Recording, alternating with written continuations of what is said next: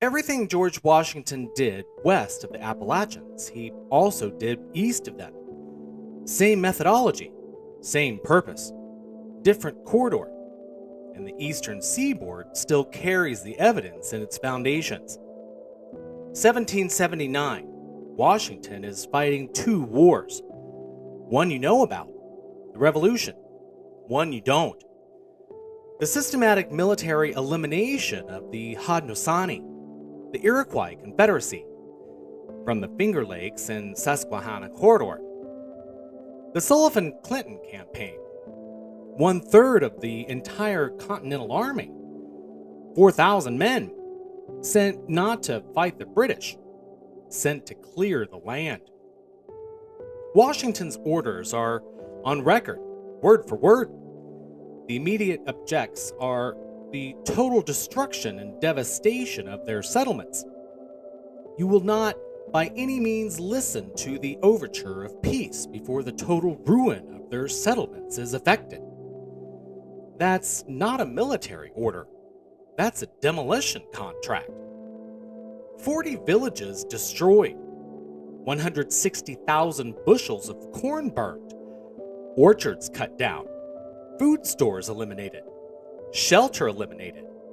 In September, before winter, the Haudenosaunee who survived fled to Fort Niagara with nothing. The winter of 1780 was one of the coldest on record. An unknown number died. Washington's nickname among the Iroquois was Onondaganias, town destroyer. In 1790, Cornplanter told him directly, "Our women look behind them and turn pale. Our children cling close to the neck of their mothers." That name was earned. And here's what the official history leaves out. General Clinton's brigade assembled at Otsego Lake, where the Susquehanna River begins its southern flow toward Pennsylvania and the Chesapeake Bay. The water was too low to float his supply boats, so he built a dam. This is documented, on record. Deliberate hydraulic manipulation of a river system used as a military tool. In 1779, that methodology didn't stop when Clinton breached that one dam. What follows is inference, built on documented foundations, labeled clearly as inference. The Susquehanna corridor has natural choke points, places where the river threads through mountain ridges. A military force with documented orders to destroy everything and a documented example of deliberate river manipulation already in their operational record may have done more than history recorded. In the early 1800s are not climatically normal. Documented increased rainfall, accelerated glacial melt feeding the Finger Lakes continuously. Natural pressure already elevated before any additional obstruction. 11 deep lakes at elevation. A natural pressure vessel, feeding a natural spillway through 6 mountain passes toward the Chesapeake Bay. The War of 1812, beginning as the Western New Madrid events were still settling, provides the Eastern cover story. The British burned Washington. War damage. Move along. Now, look at the buildings. Boston, Philadelphia, Washington, D.C., New York. Every major Eastern Seaboard city shows the same pattern in its oldest surviving structures. The lower floors are disappearing. Street levels raised above original construction.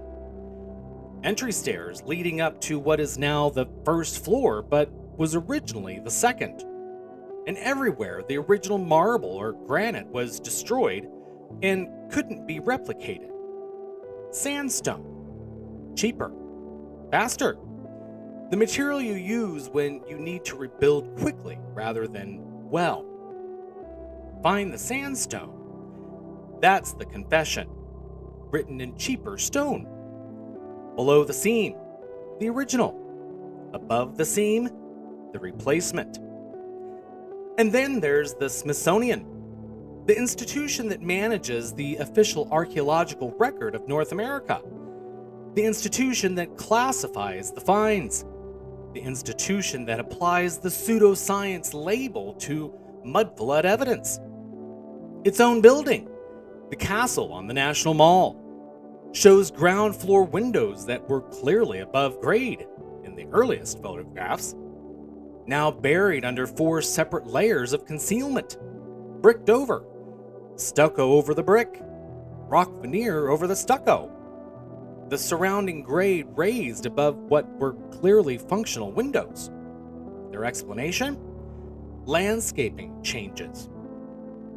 Landscaping does not brick over windows.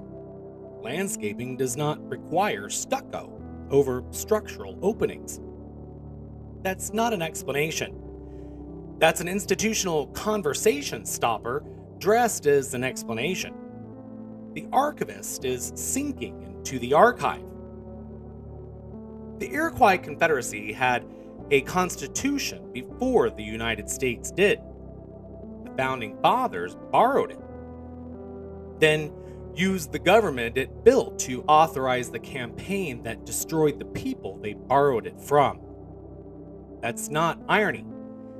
That's a pattern. The statue on top of the Capitol dome wears a feathered headdress. She stands on a cast iron replacement dome, above sandstone additions, above a marble original that couldn't be fully replicated. The original builders knew what materials lasted. The people who rebuilt it were working with what they had. The Haudenosaunee are still here. They've always remembered.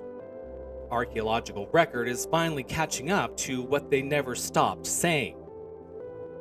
By 1763, the Susquehanna had been reduced to 20 people. In December of that year, the Paxton boys broke into the Lancaster jail and murdered the last 14, women and children included. And they were in that jail for their own safety, not because they were criminals or arrested. The last known Susquehannock, a man and a woman named Michael and Mary, were away that day, working as servants on someone else's farm. They survived. They died without children. The river still carries their name. The history didn't keep them. And the language being used today about people crossing the southern border, secret criminals, enemy infiltrators, no distinction between legal and illegal. They're all the same. That is the Paxton boys' argument. Rebranded, still running. The target changes. The language doesn't. This full episode is in my Substack library. Episode 6 is next.